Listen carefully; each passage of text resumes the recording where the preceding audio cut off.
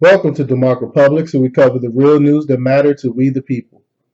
Democrats hold on to the conspiracy theory that Putin stole the election. The Washington Examiner reports that Democrats simply cannot believe that despite their fundraising advantage, despite their fawning media coverage, despite the inexperience and uncouthness of President Trump, despite a popular outgoing incumbent in their own party, and despite their analytics team packed with data nerds, they lost the 2016 election. That's why we spent Wednesday watching former special counsel Robert Mueller struggle through two hearings on his already closed investigation into Russia's interference in 2016 election. The hearings broke no new ground, as Mueller did what he told everyone he would do and merely reiterated what his office stated in a 400-page report earlier this year. Thus, the purpose of these hearings called by House Democrats was neither oversight nor illumination. It was an axe-grinding exercise in creating a fictional narrative that Russia stole the election. Intelligence Committee Chairman Adam Schiff made that clear in his melodramatic opening statement. What is at stake in the Russia investigation, Schiff said, is the principle that we the people, and not some foreign power that wishes us ill, we decide who governs us. Later, Schiff said the same thing in a different way, asserting that the Russia investigation was an attempt to restore the idea that our government is chosen by our people through our franchise and not by some hostile foreign power. Schiff clearly and repeatedly implied that in the 2016 election, the 2016 election wasn't decided by American voters, but by Russian President Vladimir Putin.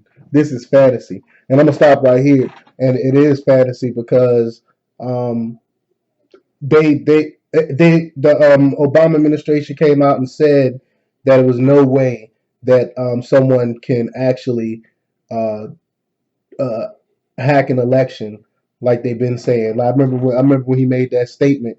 And also, they came out and said that the whole Russia hasn't changed not one vote. Not one vote was changed by Russia. So, but he's still pushing that narrative that Russia happened to change somebody's mind. I'm pretty much sure you could ask anybody, did Russia have any influence on the information that Russia supposedly gave us? Had that any bearing on anyone's vote? And they would say no, it ain't had nothing to do with that. But back to the article. Rep. Zoe Lofgren, the number 2 Democrat in the Judiciary Committee, spent her time trying to establish that Putin's interference moved millions of votes. Rep. Jen Himes, the number 2 Democrat on the House Intelligence, offered the same argument, asking Mueller, 126 million Facebook impressions, fake rallies, attacks on Hillary Clinton's health. Would you rule out that it might have had some effect on the election? But I'm gonna stop right here again. Right here, that didn't come from Russia with Hillary's health.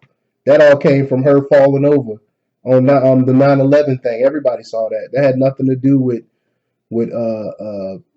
Russia. And 126 million Facebook impressions. So what? Fake rallies? What fake rallies? All the rallies I saw on the TV, it was thousands upon thousands of people. But the article goes on to say that Mueller, of course, didn't answer this question as is fitting. It's crazy to say that Putin handed Trump the election. If anyone handed Trump the election, it was Hillary Clinton. I agree. Russian interference in our election certainly happened, and we shouldn't tolerate it. For what it's worth, Joe Biden should be made to answer for why the Obama-Biden administration let it happen. Republicans in Congress were right to insist on tough sanctions over Trump's objections. Trump shouldn't have waved off the interference just because Democrats have their conspiracy theories about it. But, Russia, it's nothing new, Russia interfering with elections. It's been happening forever. Other countries always go into different countries and try to push their influence and stuff. This is nothing new. They try to make it like it's something new. But the article goes on to say that it wasn't Putin, but the American electorate, through the method prescribed by our Constitution, who chose the president. Fact. True story. The fact is, what drives Democrats crazy, and is their obsession with the Russian investigation. Other potential misdeeds by Trump, such as continuing to profit from his hotel businesses, don't provide Democrats with the emotional salve they desire.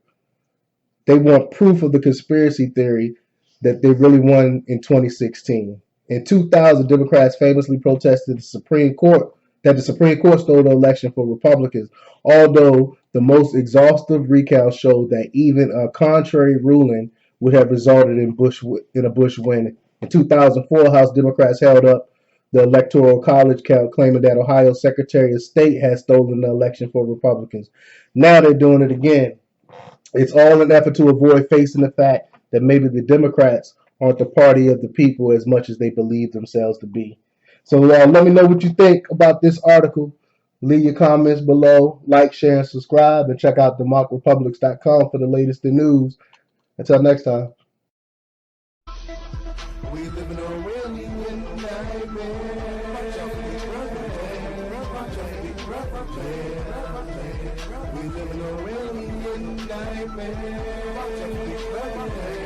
nightmare.